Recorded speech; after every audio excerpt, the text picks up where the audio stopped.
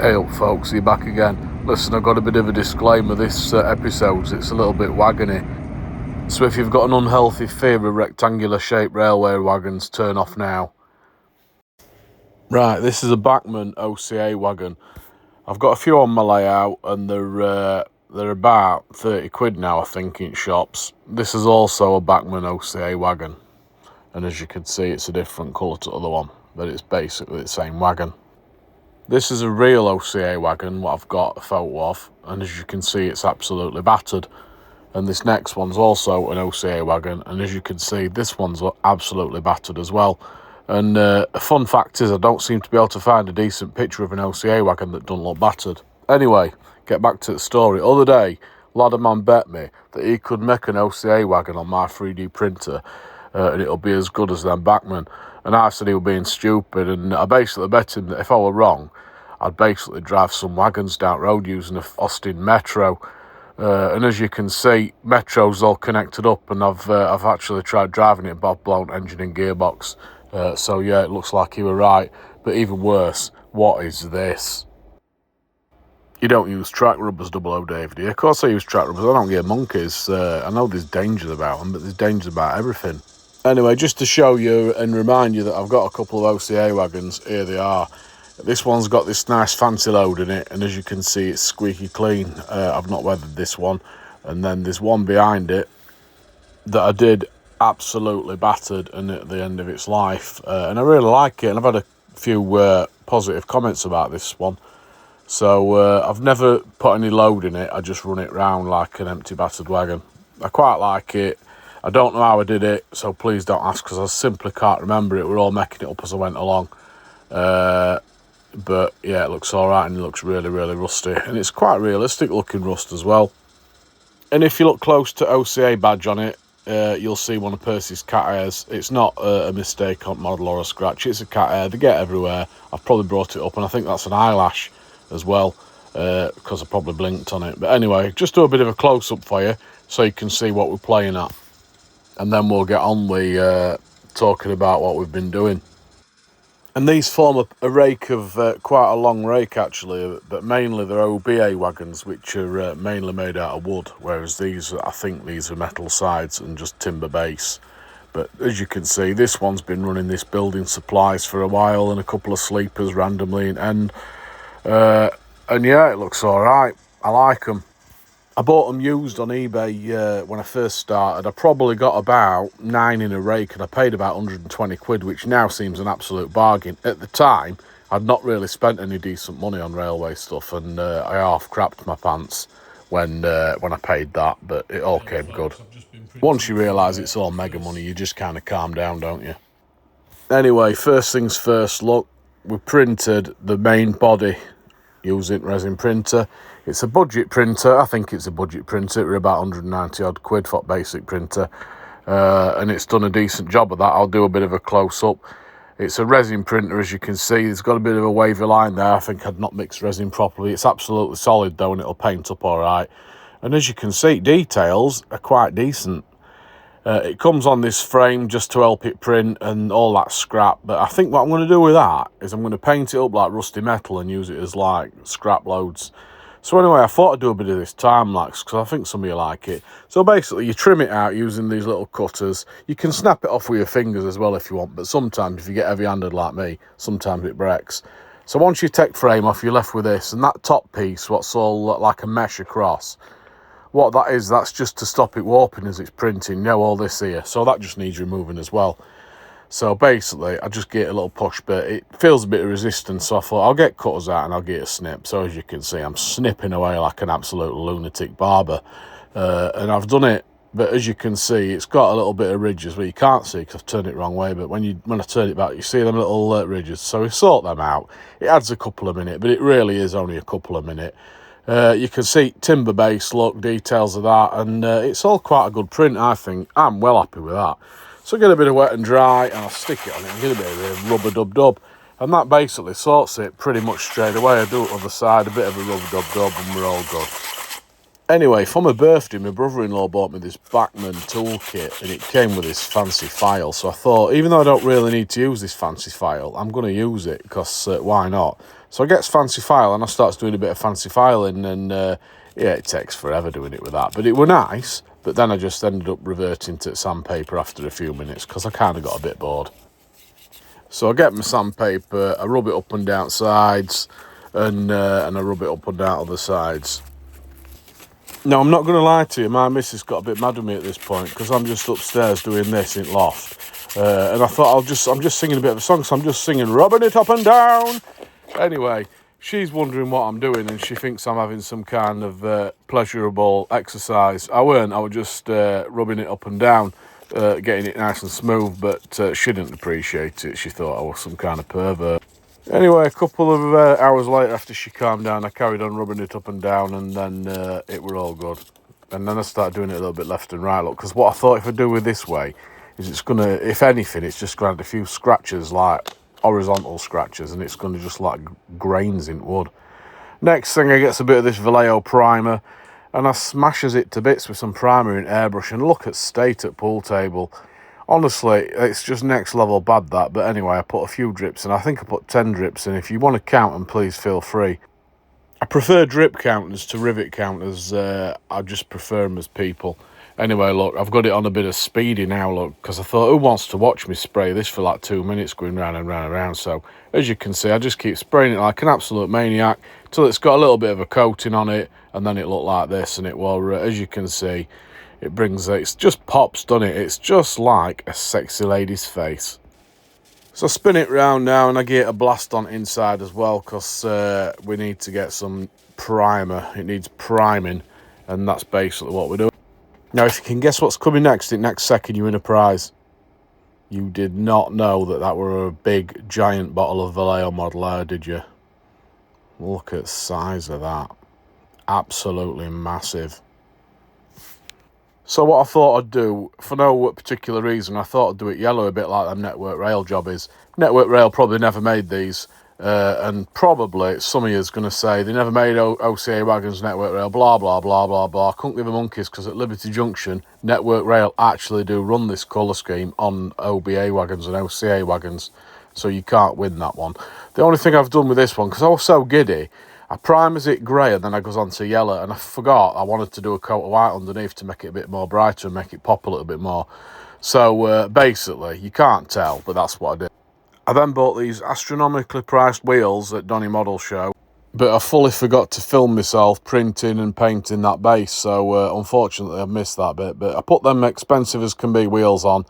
I've got a bit of a spotlight shot going on here, look folks, because it were night time and I couldn't get a decent light, but I just wanted to show you detail on it, because I think it's only balanced on. I can see there's a gap before you start going mental like me saying there's a big gap underneath it. It's balanced on, folks, just for a bit of filming, because I get giddy and I can't wait and I'm impatient. Anyway, that's it from underside, and that little white bit underneath where we're holding it with a bit of blue tack. But look at details. I don't think that's bad at all. And this is it on turntable, shiny yellow. It's got its couplers on. It's not got any buffers on at this point, because I didn't realise I have actually got a drill bit that'll do it, but I didn't realise that later. So it turns around nice and shiny, and I'm going to run them nice and shiny like this. What do you think anyway? Do you think it needs some buffers on? Yeah, it does. So you know that bloke that had £22 out of my pocket, like Dick Turpin, for them wheels? He also did me for a tenner for some buffers. So I got some buffers for it. Look at state of these buffers. Absolutely beautiful, them, aren't they? And look at this with this screw. Look at that. I poke it with a screw, miss it, nearly ruin it. Sprung buffers, chaps.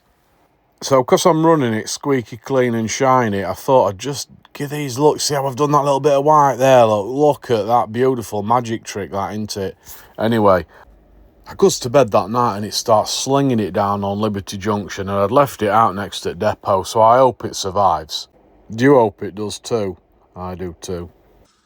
Anyway, it's next day now and it stopped raining, so we'll do a big reveal, shall we, and see what's what. I've not seen it either, folks, so lad man's just going to back this 56 up and he's going to grab it. So fingers crossed. Will everyone do me a favour and cross your fingers? cross your fingers on your right hand, and then with your left hand start waving in air. Oh, nice one. Right, let's bring it on.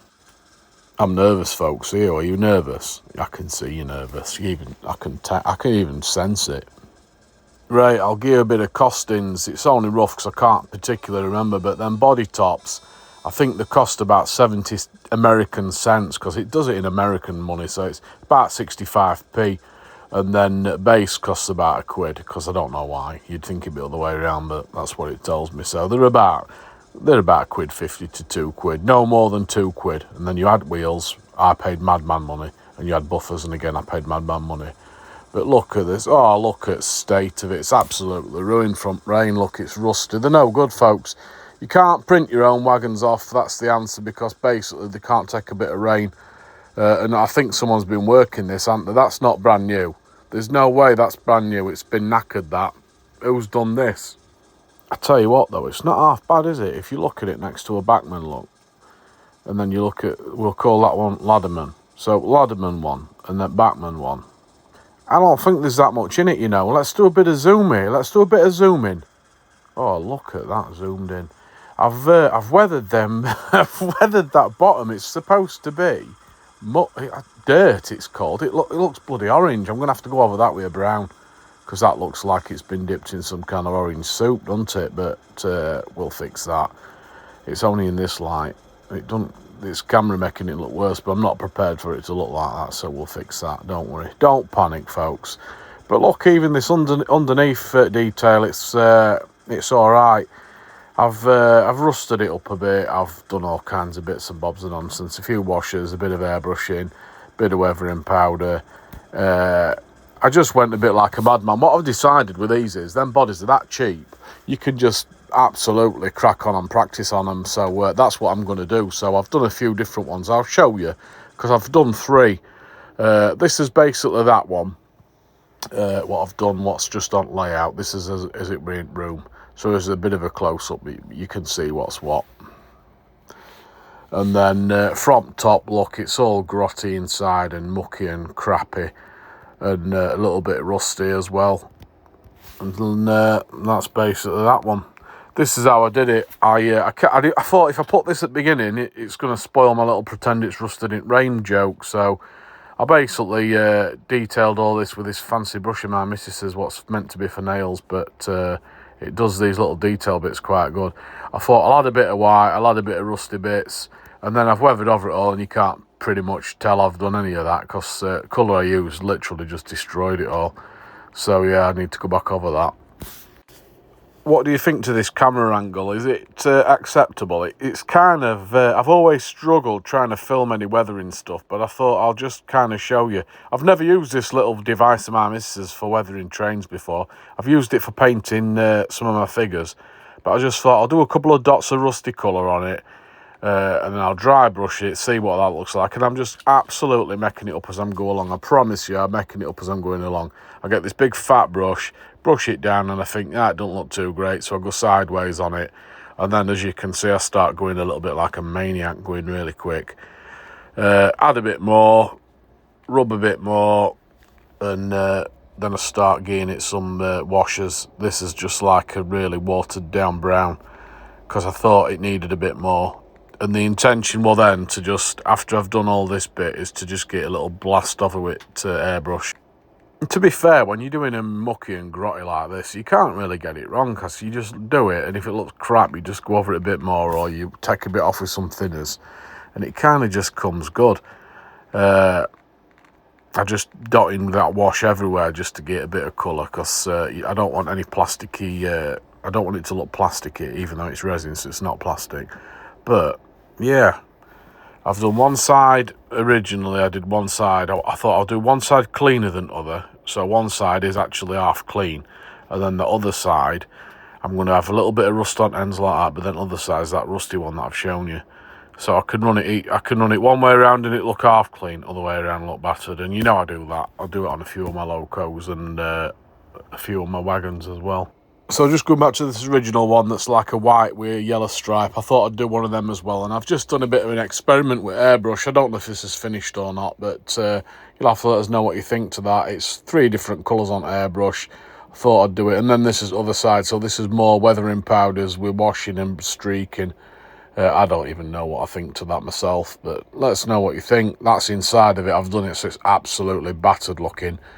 And that's that one. Second one, I've done it in that. This is a brighter yellow, I think. It may or may not be brighter yellow. I've gone really, really crap on bottom, and then get a bit of a wash. It's still wet there though. And then inside this one, I've left it half like, so it looks half new still.